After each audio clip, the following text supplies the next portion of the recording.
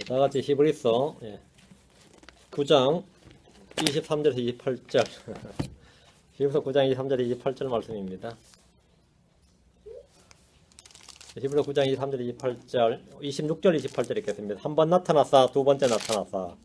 오늘은 한 번 나타나사 이건 소림이고 두 번째 나타나사는 주의 재림인데 히브리서 9장 26절 28절 두 구절 있습니다. 26절부터 그랬더라면 그분께서 반드시 세상의 창건 이래로 자주 고난을 당하셔야 할 것이라. 그러나 이제 세상 끝에 그분께서 단 한 번 나타나사 자신을 희생물로 들여 죄를 제거하셨느니라.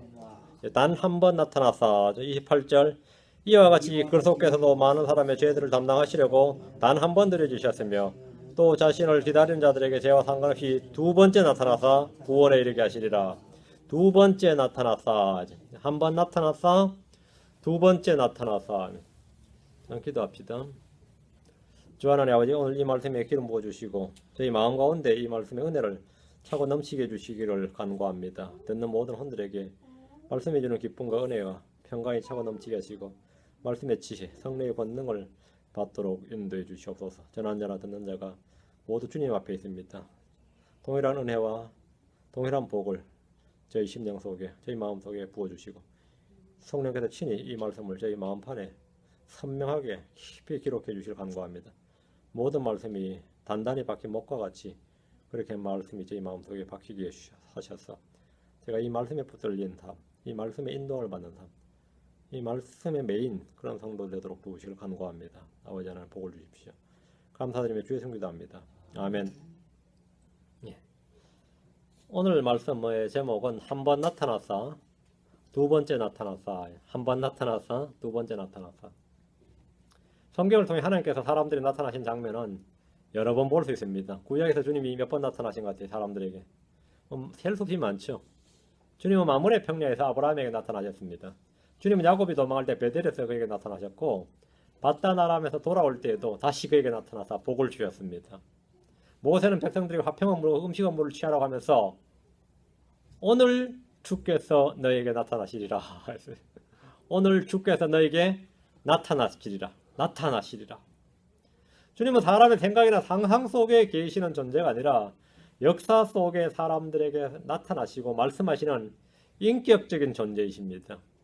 주님은 가공의 인물이나 상상 속의 인물이나 신화적인 어떤 존재가 아니라 실제 사람들 가운데 나타나셔서 말씀하시고 일하시고 가르치시고 보여주시고 이렇게 그런 실존하는 실제적 인격적인 존재이시다 이 말이에요. 주님은 스스로 자신을 현현하시는 사람들 사이에 나타내 보이시고 나타나시는 하나님이시다. 이스라엘 백성들은 주께서 구름 기둥 가운데서 성막에 나타나신 것을 40년 동안 매일 보았습니다. 주님은 솔로몬에게 꿈에 나타나서 그의 구하는 것을 들어주셨고 그가 우상숭배로 마음이 돌아섰을 때 두 번이나 그에게 나타나셔서 경고하셨습니다. 나타나사. 구약에서 주님은 자신을 주의 천사로 나타나신 적이 많이 있습니다. 신약에서 주 하나님은 친히 육신을 입고 사람이 되어 이 땅에 나타나셨습니다. 이것을 히브리서 기자는 한 번 나타나사 이렇게 말합니다. 한 번 나타나사. 구약에 여러 번 나타나셨는데 왜 한 번 나타났다고 했냐면 육신을 입고 말씀이요 영이신 하나님께서 육신을 입고 사람들 가운데 육신을 입고 사람이 되셔서 사람들 가운데 오신 것, 그렇게 나타나신 것, 육체 안에 나타나신 것, 그것이 한 번 나타나사 하면 그건 단 한 번이었습니다. 요한복음 1장 14절, 디모데전서 3장 16절, 요한복음 1장 14절, 디모데전서 1장, 요한복음 1장 14절, 이거는 외워놔야 되는 구절이죠. 말씀이 육신이 되어 우리 가운데 거하시며 우리가 그분의 영광을 보며 아버지 독행하신 분의 영광이요 은혜와 진리가 충만하더라. 은혜와 진리가 충만하다. 말씀이 육신이 되어 우리 가운데 거하시며 하나님께서 육신이 되어 우리 가운데 거하신 분이 예수 그리스도이십니다. 인류 역사상 수많은 사람들 중에 수십억의 사람들 중에 말이에요. 하나님이신 사람, 사람이 되신 하나님은 단 한 분 예수 그리스도 유일합니다. 예수 그리스도는 하나님께서 낳으신 유일한 아들이십니다. 예수 그리스도는 하나님이 되신 사람이 아니라 사람이 되신 하나님입니다. 하나님이 된 사람이 아니고 사람이 되신 하나님입니다. 그분은 우리 가운데 나타나셨고 우리 가운데 거하셨습니다. 디모데전서 3장 16절 디모데전서 3장 16절 논쟁의 여지가 없이 하나님의 성품의 신비를 위대하도다. 하나님께서 육체 안에 나타나시고 성령 안에서 의롭게 되시고 천사들에 보이시고 이방인들에서 보내시고 세상에서 믿기시고 영광 속으로 올려져서 영접을 받으셨느니라. 하나님께서 육체 안에 나타나시고 하나님께서 육체 안에 나타나시고 이 부분 성경은 하나님께서 육체 안에 나타나셨다. 하나님께서 말씀이 육신이 되셨다. 이렇게 말한 이것이 바로 오늘 히브리서 본문에서 말하는 한 번 나타나사, 한 번 나타나사. 한 번 나타나사의 의미가 이겁니다. 주님께서 수없이 여러 차례 이 세상에 사람들에게 자신을 나타내 보이셨지만 사람이 되셔서 육신이 되어서 육체 안에 나타나신 것은 이것이 단 한 번 처음이고 마지막입니다. 단 한 번이에요. 이렇게 나타나신 것은 역사가 존재하는 이전 역사는 하여튼 역사상 단 한 번입니다. 디모데전서 9장 26절에 그러나 이제 세상 끝에 그분께서 단 한 번 나타나서 자신을 희생물로 드려 죄를 제거하셨느니라. 이 말씀대로 단 한 번 나타나셨다. 빌립보서 2장 7절 8절 요한일서 1장 2절 빌립보서 2장 7절 8절 빌립보서 1장 2절 빌립보서 2장 7절 8절 스스로 무명한 자가 되어서 자기 위에 종의 형체를 취하시고 하나님이신 분께서 영이신 분께서 자기 위에 뭘 했다고요?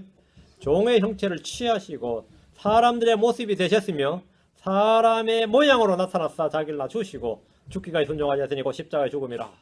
이것이 예수님의 본질이죠. 말씀이신 하나님께서 영이신 하나님께서 자기 위에 종의 형체를 취하시고 사람들의 모습이 되셔서 사람의 모양으로 이 땅에 사람들 가운데 나타났습니다. 예수님은 하나님이신 사람이요 사람이 되신 하나님이십니다. 사람의 모양으로 나타났사. 여기 주목. 사람의 모양으로 나타났사. 이것이 단 한 번 나타났사라는 뜻입니다. 요한 1서 1장 2절 요한 1서 1장 2절 그 생명이 나타나심에 우리가 그것을 보았고 또 아버지와 함께 계시다가 우리에게 나타나신 그 영원한 생명을 증언하며 너에게 보이노라. 나타나심에 언더라인. 그 생명이 나타나심에 우리에게 나타나신 그 영원한 생명 나타나셨다. 그렇죠? 하나님께서 이 땅의 사람들 가운데 보고 듣고 만지고 함께 걷고 말할 수 있도록 나타나셨습니다. 사람들이 만질 수 있도록 말이죠. 사람들이 볼 수 있고 들을 수 있도록 나타나셨어요. 역사적으로 실제로 나타나셨어요. 성경은 예수님을 그 생명이 나타나심에 또 아버지와 함께 계시다가 우리에게 나타나신 그 영원한 생명 이렇게 말합니다. 주님의 한 번 나타나심에 대한 기록이 이 복음서의 내용입니다. 역사 속에서 이 세상에 친히 육신을 입고 사람들 가운데 한 번 나타나신 이 예수 그리스도께서는 앞으로 다시 나타나실 겁니다. 이것을 두 번째 나타나사 이렇게 말합니다. 두 번째 나타나사. 그분께서 두 번째 나타나사라고 하는 이 말씀이 주님의 지상 재림이며 구약 성경의 주제 중에 하나입니다. 크리스천들에게 주님의 다시 오심은 복된 소망이며 영광스러운 소망이며 산 소망입니다. 우리는 주님 오심을 기다립니다. 자, 오늘 본문 23절, 히브리서 9장 23절, 히브리서 9장 23절. 율법의 23절. 그러므로 하늘들에 있는 것들의 모형들은 이런 것들로 깨끗하게 할 필요가 있었으나 하늘의 것들 그 자체는 이런 것들보다 더 나은 희생물로 하여야 할지니라.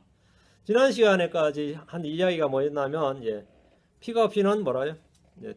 사면이 없느니라 하면서 성막과 섬기는 데서는 모든 그릇에 피를 뿌렸다는 거죠. 그 이야기가 이제 21절에 나왔고 그 성막과 율법에 따라서 말이에요. 성막과 섬기는 일에서는 모든 그릇에 피를 뿌렸는데 이 땅에 있는 성막과 성소에 그랬고 기구들이 그랬고 하늘들에 있는 것들의 모형들은 이런 것들로 짐승의 피로 말이에요. 깨끗하게 할 필요가 있어서나 하늘의 것들 그 자체는 이런 것들보다 더 나은 희생물로 하여야 할지니라. 황소 염소의 피보다 더 나은 희생물로 드려야 된다 이 말입니다. 하늘에 있는 것들의 모형들이 뭡니까? 9절에 정확히 나오면 하늘에 있는 것들의 모형이 뭐죠? 9절에 이 성막은 현재 곧 이때까지의 모형이므로 정의가 성경에 스스로 정의를 딱 하죠. 이 성막은 현재 곧 이때까지의 모형이다. 모세의 성막은 하늘에 있는 것들의 모형입니다. 주님은 모세를 산으로 불러서 성막의 양식과 성막의 모든 기구의 양식을 보여주셨습니다. 출애굽기 25장 9절과 40절에 보면 또 너희는 내가 내게 보여주는 모든 것에 따라 성막의 양식과 성막의 모든 기구의 양식대로 그것을 만들지니라. 성막은 모세의 작품이나 상상이나 창작물이 아닙니다. 이스라엘의 탁월한 건축가나 신전 디자이너가 만든 것이 아닙니다. 그 당시 이방민족들 사이에 있던 어떤 것을 모방하거나 참조해서 만든 것이 아닙니다. 주님께서 보여주신 양식대로 모든 것이 만들어졌습니다. 40절에 너는 주의하여 산에서 내게 보여준 그것들의 양식대로 그것들을 만들지니라. 주님은 모세에게 산에서 내게 보여준 것들의 양식대로 만들라고 명령하셨습니다. 광야의 성막은 하늘에 있는 것들의 모형입니다. 하늘에 있는 것들의 모형이다. 솔로몬의 성전 건축 역시 다윗이 주님에게 받은 양식대로 만든 겁니다.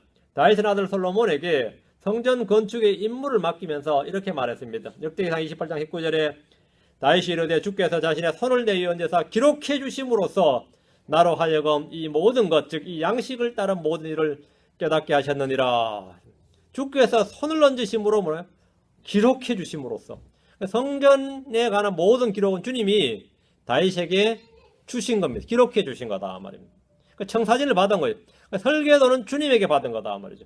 하늘에 있는 성소, 성막, 성전은 계시록에 자세히 나옵니다. 땅에 있는 것들은 하늘에 있는 것들의 모형이다. 땅에 있는 성막은, 성막에 있는 모든 기구들은, 그릇들은 말이죠. 레위 제사장들이 동물의 피를 흘려서 그 피를 뿌려서 정결하게 했지만 하늘의 것들 그 자체는 동물의 죽음이나 피보다 더 나은 희생물로 해야 한다는 겁니다. 동물의 피는 땅에서 뿌려질 뿐이지 하늘에 뿌려질 수가 없습니다. 황소와 염소의 피는 성막과 섬기는 일에 쓰는 모든 것에 뿌렸는데 율법에 따르면 거의 모든 것이 피로서 깨끗해지기 때문입니다. 하늘에 있는 것들의 모형은 동물의 피로서 깨끗해질 필요가 있지만 하늘에 있는 것들의 모형은 땅에 있는 것들이죠. 하늘에 있는 것들의 모형들은 동물의 피로 깨끗해질 필요가 있지만 하늘에 있는 것들 그 자체는 더 나은 희생물이 필요합니다.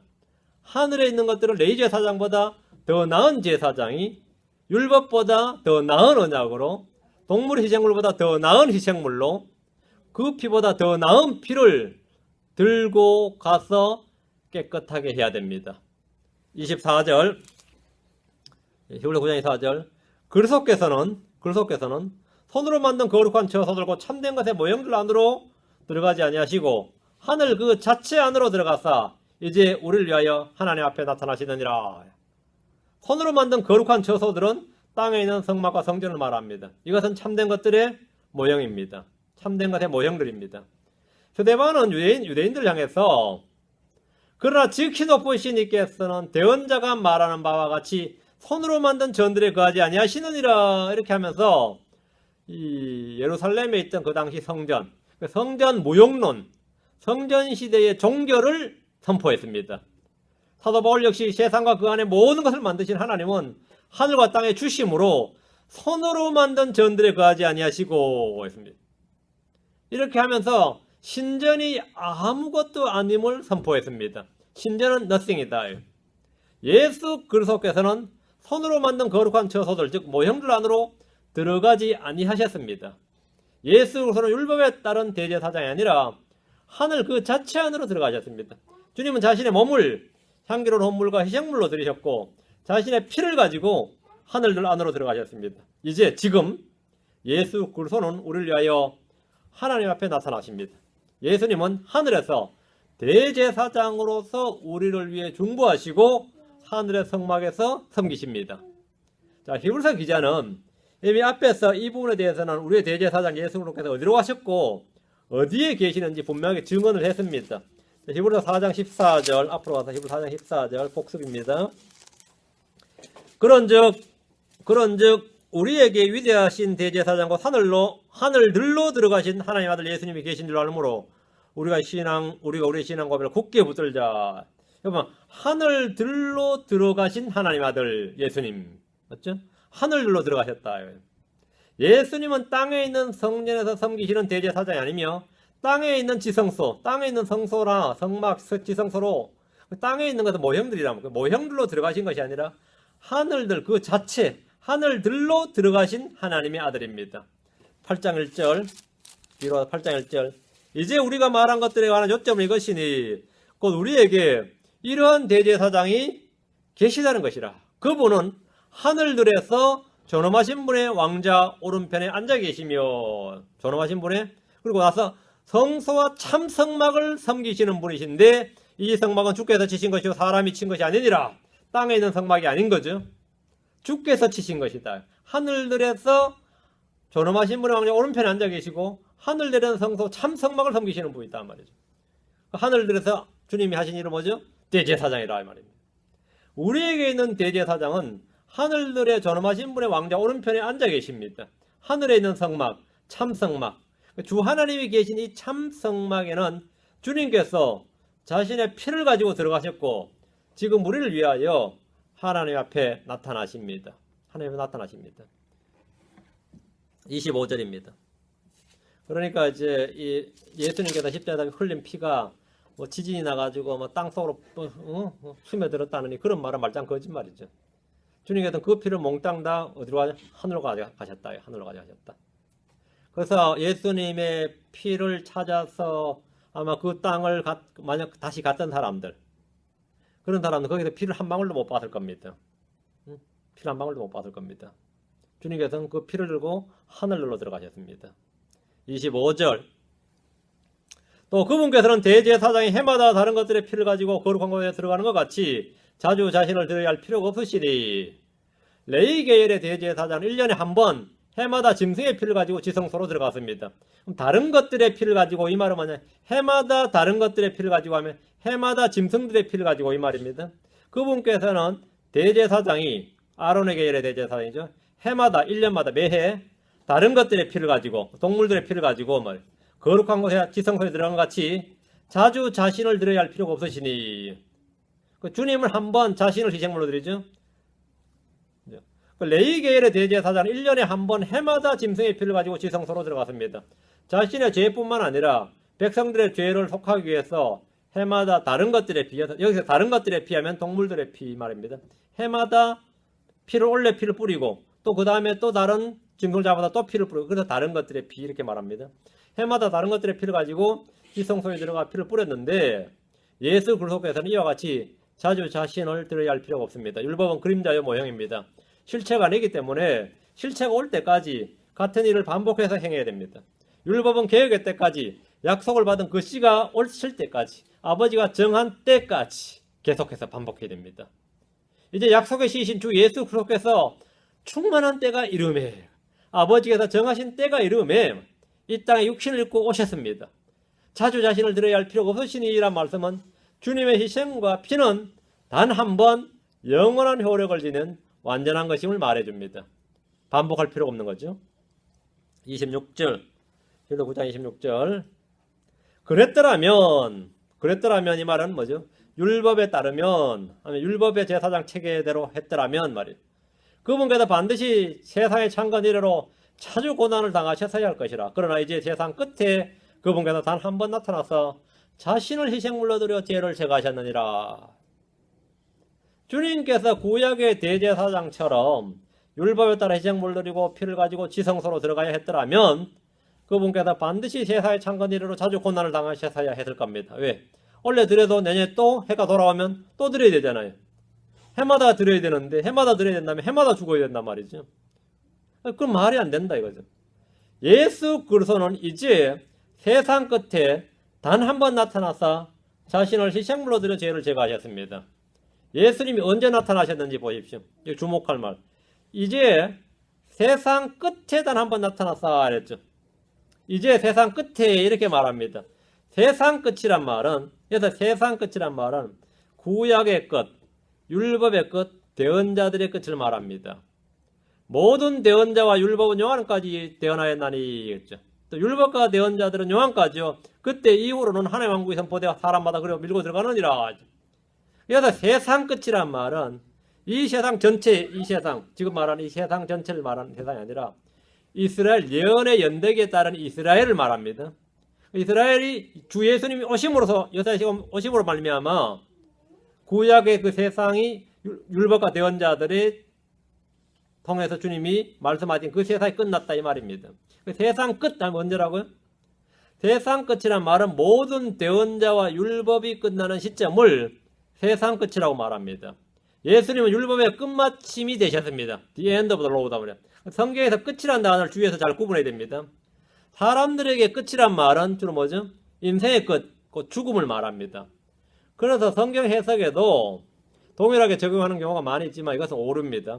주님께서 이 세상 끝이라고 할 때는 주로 대환란의 끝을 말합니다. 예를 들어서 마태복음 13장 40절과 49절에 보면 그런즉 가라지를 모아 불에 태우는 것 같이 이 세상 끝에도 그러하리라. 이런 뭐죠? 이 세상 끝에도 그러하리라. 이 말을 이 세상 끝이라 할 때는 대환란의 끝이에요. 여기서 세상 끝이란 말은 다니엘의 예언적 연대기에서 70일 할 때 70일에가 끝날 때가 세상 끝입니다. 그죠? 마태복음 13장 49절에도 세상 끝에도 이러하리라. 천사들이 와서 의인들 가운데서 사악한 자들을 갈라내어 세상 끝에도 이러하리라. 세상 끝이 언제라고요? 70주가 끝나는 시점 이 말이에요. 여기서 세상 끝은 인생의 끝이나 구약시대의 끝이 아니라 대환란의 끝입니다. 끝까지 견디는 자는 구원을 받으리라. 그게 언제죠? 끝까지 할 때 대환란이 끝날 때까지 이 말이에요. 그 70주가 끝날 때까지 70일에 끝날 때까지란 말입니다. 계시록 2장 26절에 이기고 나의 행위를 끝까지 지키는 자에게 내가 민족들을 다스릴 권능을 주리니 끝까지 지키는 자 언제까지? 그 끝이 언제죠? 70일에 끝날 때까지란 말입니다. 지금 히브리서 9장에서 세상 끝에 단 한 번 나타나서 할 때 세상 끝에는 69주가 끝나는 시점입니다. 69주가 끝나는 시점이에요.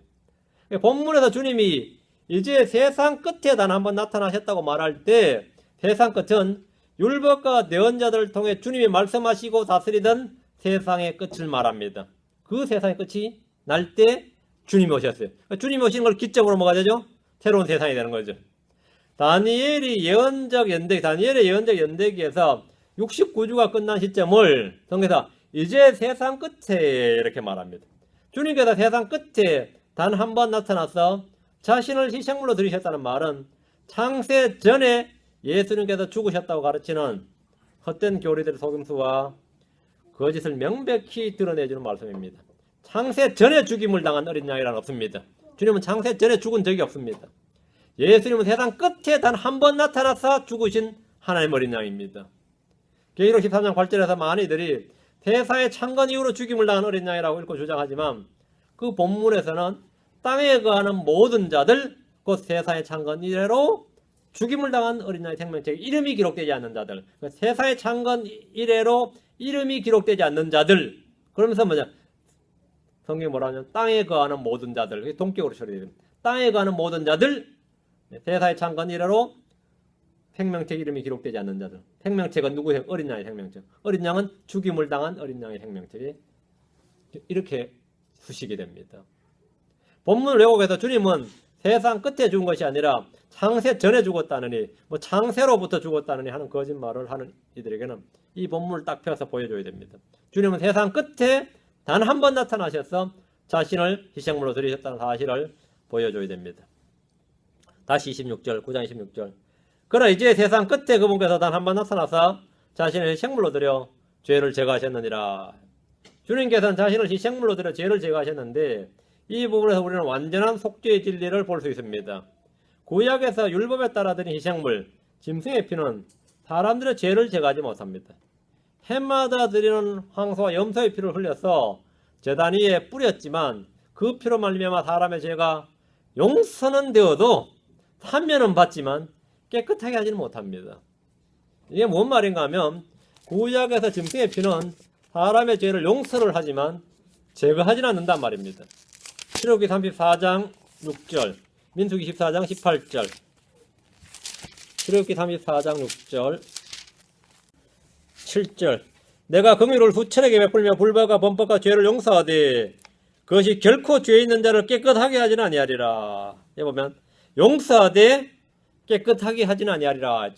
용서하되 깨끗하게 하진 아니하리라. 예. 구약 성도들은 동물 희생제를 통해서 불법과 범법과 죄를 용서받았지만 그것으로 죄 있는 자가 깨끗하게 된 것은 아닙니다. 클리어 어웨이 된 건 아니다 이 말입니다. 율법의 연약함이 한계입니다. 민수기 14장 18절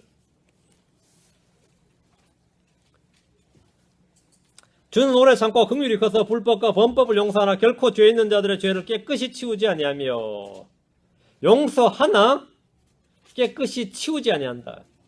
그렇죠? 주님께서 용서는 하시지만 죄를 깨끗하게 치우지 아니하신다고 하셨습니다. 율법을 자랑하던 이들은 율법에 따라 정죄를 받고 저주를 받을 뿐 죄를 제거할 수 있는 방법이 없습니다. 자, 기억해 두시고 히브리 10장으로 와서 히브리 10장 4절 11절 히브리 10장 4절 11절 수천의 양을 잡고 소를 잡아 피를 흘려도 사람이 자신의 죄의 불법 허물을 제거하는 것은 불가능합니다. 히브리 10장 4절 황소와 염소의 피가 죄들을 제거하는 것은 불가능하니라. 그렇죠? 제사장들이 날마다 희생물을 드려도 그것들로 죄들을 제거하지 못합니다. 10장 11절 제사장마다 날마다 서서 섬기며 자주 같은 희생물을 드리되 그것들은 결코 죄들을 제거하지 못하거니와 제사장들은 주님이 오실 때까지 죄의 사명과 용서를 위해 희생물을 드렸을 뿐입니다. 때가 충만히 참해 율법의 성취자여 율법의 끝이 되신 율법의 끝마침이 되신 예수 그리스도께서 죄를 제거하기 위해서 오셨습니다. 요한복음 1장 29절 요한 1서 3장 5절 요한복음 1장 29절 요한복음 1장 29절 요한 1서 3장 5절 이런 구절을 하죠. 이제 필수 암송 구절 뭐 그렇게 말해요. 다음날 요한이 예수님께서 자기에게 오시는 것을 보고 이르되 세상 죄를 제거하시는 하나님 어린 양을 보라. 세상 죄를 뭐 하시는? 제거하시는 하나님 어린 양을 보라. 제거하시는 황소와 염소의 피가 죄를 제거하는 것이 불가능하다 말이죠. 같은 희생물을 자주 드려도 그것들은 결코 죄들을 제거하지 못한다고 했습니다. 그런데 죄를 제거하시는 분이 왔어요. 세상 죄를 제거하시는 하나님의 어린 양을 보라. 누구한테? 예수님에게. 요한은 예수님께서 세상 죄를 제거하시는 하나님의 어린 양으로 선포하고 그분을 증언했습니다. 예수님은 하나님의 어린 양이시다. 이 말은 뭐냐면 하나님이 준비하신 어린 양이다 말이에요. 하나님께서 친히 준비하신 어린 양이고 하나님께서 마련해 놓으신 하나님께서 주신 어린 양이죠. 사람들이 준비한 양이 아니다 말이에요. 하나님의 어린 양이죠. 그리고 우리의 유월절 어린 양이십니다. 우리의 유월절 어린 양이라는 것은 그 어린 양의 피가 우리를 위해 주어진 거다. 고린도서 5장 7절에 우리의 유월절 어린 양 곧 그리스도께서 우리를 위하여 희생물이 되셨느니라. 예수 그리스도는 하나님 어린 양이고 우리의 유월절 어린 양이다 말이에요. 죄를 제거하는 유일한 희생물이 바로 하나님의 어린 양, 우리의 유월절 어린 양입니다. 요한일서 3장 5절 그 다른 어떤 희생물로도 이 죄는 제거되지 않는다. 요한일서 3장 5절 그분께서는 우리의 죄들을 제거하려고 나타나신 것을 너희가 알거니와 그분 안에는 죄가 없느니라.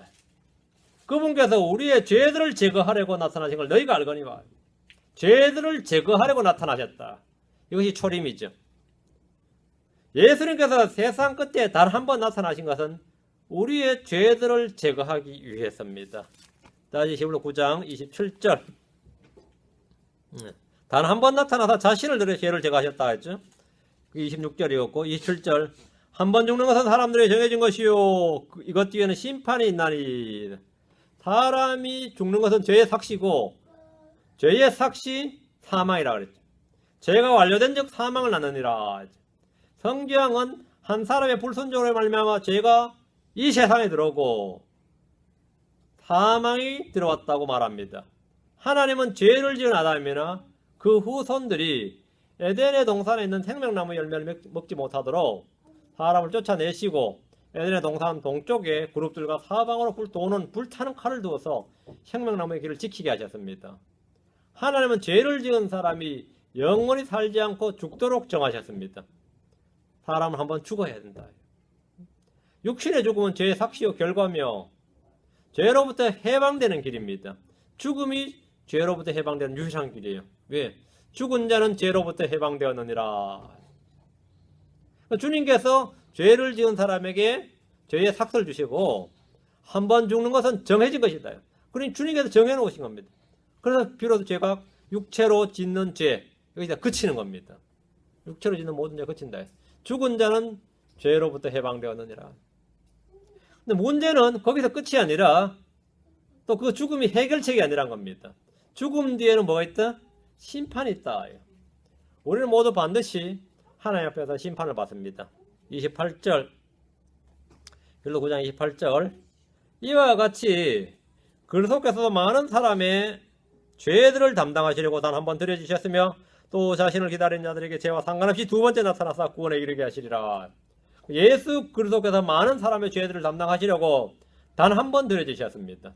우리에게 이것은 이미 과거 역사적 사건입니다. 예수님께서 자신의 몸으로 친히 우리의 연약함을 담당하셨습니다. 예수는 우리의 죄들을 담당하셨습니다. 예수는 우리의 고통을 짊어지고 우리의 슬픔을 담당하셨습니다. 예수는 우리의 불법들을 담당하셨습니다. 예수는 우리의 죄들을 담당하셨습니다. 이미 다 이루어진 일입니다. 주님이 담당하신 게 뭐냐 이거죠. 주님께서 자신의 몸으로 우리의 연약함을 담당하시고 죄들을 담당하시고 고통을 짊어지고 슬픔을 담당하시고 질병을 짊어지시고 불법들을 담당하시고 우리들의 죄를 담당하셨다 이렇게 말합니다. 이미 다 이루어진 일이다. 주님은 십자가에서 다 이루었다 라고 하셨는데 자신이 다 담당하셨다 이 말입니다. 그러면 다 이루어졌다. 다 담당하셨다. 이제 주님은 자신을 기다리는 자들에게 죄와 상관없이 두 번째 나타나사 구원에 이르게 하십니다. 이게 뭔 말이에요? 구원받았는데 또 구원에 이르게 한다니. 구원받았는데 우리는 구원받았잖아요. 근데 구원에 이르게 한다. 그래서 이제 성경에 구원에 이르게 한다는 말도 있다. 이렇게 구원에 이르게 한다는 말도 있다. 구원은 죽어봐야 한다. 또 이런 또 논리가 막 튀어나오는 거죠. 두 번째 나타나신다는 말은 주의 오심, 주의 재림을 말하는데 골로새서 3장 4절, 디모데후서 4장 1절, 골로새서 3장 4절 우리의 생명이신 그리스도께서 나타나실 때 그때 너희도 그분과 함께 영광 가운데 나타나리라. 그리스도께서 나타나실 때에 너희도 그분과 함께 나타나리라. 주님이 나타날 때 우리도 나타난다는 거죠. 주님의 두 번째 나타나심에 관한 말씀입니다. 우리는 주께서 오실 때에 그분과 함께 영광 가운데 나타나실 겁니다. 어떤 이들은 주님이 이미 재림하셨다. 성령 오심이 주의 재림이다. 우리 안에 주님이 이미 오셨는데 그것이 재림이다. 이런 주장을 합니다. 성경이 말하는 두 번째 나타나심은 초림때처럼 문자 그대로 그분이 지상에 자신의 모습을 드러내시는 것이지 성령을 통해 성도들의 마음속에 거하는 것을 말하지 않습니다. 디모데후서 4장 1절 이 땅에 오셔서 사람들 가운데 살면서 사람들 가운데 거니시면서 가르치시고 말씀하시고 행하시고 이게 바로 나타나심이에요. 여기서 말한 나타나심은 디모데후서 4장 1절 디모데후서 4장 1절 그러므로 내가 하나님 앞과 주 예수 그리스도 앞에서 곧 친히 나타나실 때에 자신의 왕국에서 산 자와 죽은 자를 심판하실 분 앞에서 내게 명하노니 친히 나타나실 때에 주님께서 친히 영으로 말고요. 영으로 친히 나타나실 때에 즉 주님의 재림을 말합니다. 사도 바울은 주의 오심을 미래형으로 기록하고 있습니다. 이미 지나간 오순절 성령 강림을 주의 재림이라고 주장할 수 없습니다. 이러는 것은 베드로전서 1장 7절 13절 베드로전서 1장 7절 13절 1장 7절 이것은 너희의 믿음의 단련이 불로 단련해도 없어지는 금을 단련하는 것보다 훨씬 더 귀하여 예수 그리스도께서 나타나실 때에 칭찬과 존귀와 영광으로 드러나게 하려 함이니라. 예수 그리스도께서 나타나실 때 언제죠? 예수 그리스도께서 나타나실 때에 예수 그리스도께서 나타나실 때에 우리의 믿음이 존귀와 영광으로 드러나게 되려고 우린 지금 단련받고 있습니다. 13절 그러므로 너희의 마음에 허리를 놓이고 정신을 차려 예수 그리스도께서 나타나실 때에 너희에게 가져오실 그 은혜로 인해 끝까지 소망을 가질지어다. 예수 그리스도께서 나타나실 때에 UFO가 나타난다고 흥분할 일이 아닙니다. 개기일식이 나타난다고 천체 별들이 일자 행렬 나타난다고 흥분할 일이 아니에요. 그건 다 의미 없는 말이고, 그리스도께서 나타나실 때에, 예수 그리스도께서 나타나실 때에 너에게 가져오실 그 은혜. 이게 뭐죠? 예수 그리스도께서 나타나실 때 가져오실 그 은혜가 뭡니까? 현재 우리가 받은 은혜와는 전혀 다른 은혜입니다. 지금 우리가 받은 은혜는 뭐죠? 혼의 구원입니다. 그럼 예수 그리스도께서 다시 나타나실 때, 예수 그리스도께서 나타나실 때 받은 은혜, 재림 때 우리에게 가져오실 그 은혜는 몸의 구속, 곧 변화입니다. 몸의 변화, 부활의 몸, 영광스러운 몸입니다. 뒤로는 5장 14절, 베드로 5장 14절. 예. 베드로 5장 4절이네요. 14절에 그랬는데 5장 4절. 예. 베드로 5장 4절. 그리하면 목자장께서 나타나실 때에 너희가 사라지지 아니하는 영광의 관을 받으리라. 언제? 예.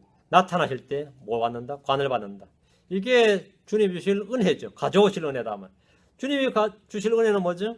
상급이다. 상급이다. 상급은 주님이 나타나실 때에 받게 됩니다. 칭찬과 존귀와 영광과 은혜, 몸의 구속과 영광의 관, 보상은 모두 주님께서 나타나실 때에 미래형입니다. 지금 아직 아니고 나타나실 때에 우리에게 혼의 구원을 받은 자들에게 주어질 것이다. 이 말입니다. 자, 사도 요한의 증언을 봅시다. 요한일서로 갑니다. 2장 28절, 3장 2절. 요한일서 2장 28절, 3장 2절. 요한일서 2장 28절. 어린 자녀들아 이제 그분 안에 가라. 이것은 그분께서 나타나실 때에 우리가 확신을 가지게 하려 하며 또 그분께서 오실 때에 여기다 언더라인 그분께서 나타나실 때에 그분께서 오실 때에 같은 말입니다. 우리가 그분 앞에서 부끄러움을 당하지 아니하게 하려 함이니라. 그분께서 나타나실 때에 또 그분께서 오실 때에란 말씀은 두 번째 나타나시며 관한 것입니다. 주님께서 우리의 죄들을 제거하려 이 땅에 오셨듯이 이제는 죄와 상관없이 나타나실 것입니다. 오실 것입니다. 요한일서 3장 2절. 요한일서 3장 2절. 사랑하는 자들아 이제 우리는 하나님의 아들들이니라. 우리가 앞으로 어떻게 될지는 아직 나타나지 아니하였으니 그분께서 나타나시면 여기 그분께서 나타나시면 그분께서 재림하시면 다시 오시면 우리가 그분과 같게 될 줄 아노니 이는 우리가 그분께서 계신 그대로 볼 것이기 때문이니라. 그분께서 나타나시면 예수님이 재림하지 않으시면 이런 건 다 없는 겁니다. 이런 약속은 다 무효입니다. 재림이 없어버리면 성경의 모든 약속은 다 무효가 되는 거죠. 그분께서 나타나시면 우리는 그분과 같게 되며 그분께서 계신 그대로 봅니다. 이것이 재림의 복된 소망입니다. 주님이 나타나시면 우리에게 일어날 일 중에서 가장 큰 일은 뭐죠? 그분과 같게 되는 겁니다. 상상이 됩니까? 그분과 같게 된다. 그분께서 나타나시면 그분과 같게 된다. 우리는 하나님의 아들로 영광스럽게 나타날 것이고 부활하신 우리 주님의 모습과 동일한 형상, 동일한 모습이 될 겁니다. 다시 28절, 다시 불러서 28절. 자신을 기다리는 자들에게 죄와 상관없이 두 번째 나타나사 구원에 이르게 하시리라. 구원자 그리스도 예수님을 통해 구원받은 자는 그분의 오심을 기다립니다. 성경 그분의 나타나심을 사랑하는 모든 자들에게 의의 관이 예비되어 있다고 말합니다. 주님은 자신을 기다리는 자들에게 죄와 상관없이 두 번째 나타나사 구원에 이르게 하시는데 이 구원은 혼의 구원이 아니라 몸의 구속 변화를 말합니다. 구원의 다양한 의미죠. 지금 그리스도의 복음을 믿는 자들은 혼의 구원을 받았습니다. 믿음의 결말 곧 혼의 구원이라고 그랬습니다. 주님이 다시 오실 때 주님이 다시 나타나실 때 신자들이 받는 구원은 몸의 구원입니다. 우리의 천한 몸이 영광스러운 몸으로 변화되는 것을 두 번째 나타나서 구원에 이르게 하시리라. 처음에 나타나서 혼의 구원에 이르게 하시고 두 번째 나타나서 몸의 구원에 이르게 하신다 이 말입니다. 베드로전서 1장 5절 지름입니다. 베드로전서 1장 5절 너희가 마지막 때에 드러내려고 예비된 구원에 이르도록 믿음을 통해 하나님의 권능으로 보호받고 있느니라. 너희는 마지막 때에 드러내려고 예비된 구원 마지막 때에 드러내려고 예비된 구원. 이 구원은 혼의 구원을 받은 크리스천들이 받게 될 몸의 구속을 말합니다. 주님은 죄와 상관없이 두 번째 나타나서 우리의 천한 몸을 권능으로 변화시켰어. 썩지 않고 쇠하지 않는 영에 속한 몸, 하늘에 속한 몸, 영광스러운 몸을 입게 하시는데 이것을 마지막 때에 드러내려고 예비된 구원 이렇게 말합니다. 이게 마지막 때에 드러내려고 한 예비된 구원이라. 그래서 두 번째 나타나서 뭐 하신다? 구원에 이르게 하시리라. 구원에 이르게 하시리라. 주님의 약속입니다. 예. 우리는 이 약속을 붙들고 믿고 기다리는 이걸 뭐라 하죠? 약속의 소망. 우리가 약속의 소망을 굳게 붙들고 있다. 이 소망을 굳게 붙들고 있다. 이 소망의 실체가 뭐라고요? 믿음입니다. 믿음은 바라는 것들 실체고 보지 못하는 증거니라 하죠. 증거니라. 우리가 갖고 있는 게 바로 그겁니다. 믿음이라는 것이 바로 그거예요. 이런 모든 것들이 하나. 예. 증거와 실체를 우리는 가지고 있다. 믿음은 실체고 믿음은 증거니라. 여기까지가 오늘 히브리서 9장입니다. 다음 편은 10장을 하겠습니다. 예, 마치겠습니다. 기도합시다. 위대하시고 거룩한 주 하나님 감사합니다. 주님께서 은혜와 복을 주셔서 오늘도 말씀을 선포했습니다. 이 선포한 말씀들을 모두가 주의 깊게 듣고 흘려듣지 않게 하시고 빼앗기지 않게 하시고 또 신중하게 말씀이 과연 그러한지 성경 본문을 직접 보면서 기록된 말씀을 종이에 기록된 말씀이 제 마음에도 동일하게 기록되게 하시길 간구합니다. 주의 성령께서 친히 주의 손으로 저희 마음속에 이 말씀들을 담아주시고 기록해 주시고 이 말씀들이 자유로운 행로로 다서 역사하게 하시고 말씀은 매이지 아니한다고 하신 대로 아버지 말씀이 매이는 것이 아니라 저희가 말씀에 매일 수 있도록 은혜를 허락해 주시길 간구합니다. 아버지 하나님께서 말씀을 듣는 혼들을 복 주시고 또 은혜도 풍성케 주십시오. 생명이 더욱 넘치게 하시고 우리 주를 아는 지식으로서 기쁨이 차고 넘치게 해주십시오. 감사드리며 주의 성기도 합니다. 아멘.